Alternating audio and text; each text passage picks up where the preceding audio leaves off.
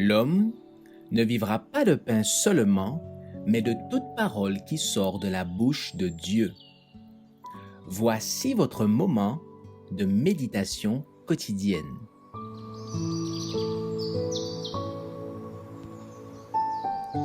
Maranatha. Le 7 février. Le festin qui satisfait. Heureux ceux qui ont faim et soif de la justice, car ils seront rassasiés. Matthieu 5, verset 6. Supposons que ces gens qui se contentent d'être spirituellement des paralytiques et des nains soient subitement transportés dans le ciel et qu'ils puissent contempler pendant quelques instants la perfection et la sainteté qui y règnent, où toute âme est remplie d'amour, tout être rempli de joie. Les chrétiens chétifs dont nous parlons pourraient-ils se mêler à la foule céleste, unir leur voix au chant des saints et supporter l'éclat de la gloire pure et exaltante qui émane de Dieu et de l'agneau? Non, certes. Ceux qui auront habitué leur esprit à se plaire aux exercices spirituels seront transmués et ne seront pas anéantis par la pureté et la gloire transcendante du ciel.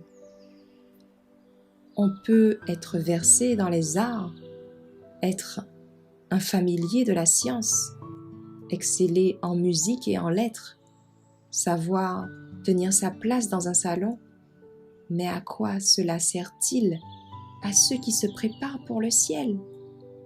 Cela sera-t-il de quelque utilité lorsqu'il faudra se tenir devant le tribunal de Dieu? Ne t'y trompe pas, on ne se moque pas de Dieu. Seule la sanctification te préparera pour le ciel. Seule une piété sincère procédant de l'expérience peut te donner un caractère pur et élevé et te permettre de te présenter devant Dieu qui habite une lumière inaccessible.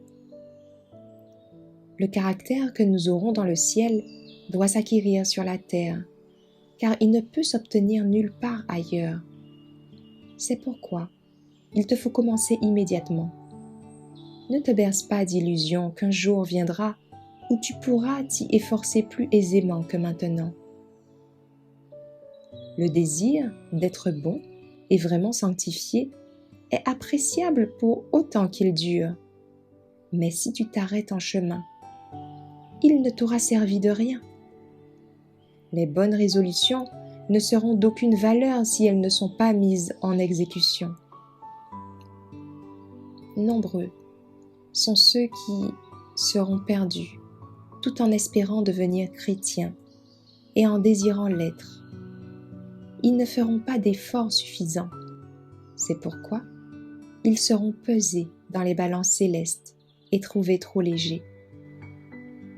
La volonté doit être exercée dans la bonne direction. Il faut que tu puisses dire « Je veux être chrétien de tout mon cœur. Je veux connaître la longueur, la largeur, la profondeur et la hauteur de l'amour parfait. » Prête l'oreille aux paroles de Jésus. Heureux ceux qui ont faim et soif de la justice, car ils seront rassasiés. Le Christ a amplement pourvu que soit satisfaite la faim et la soif de l'âme pour la justice.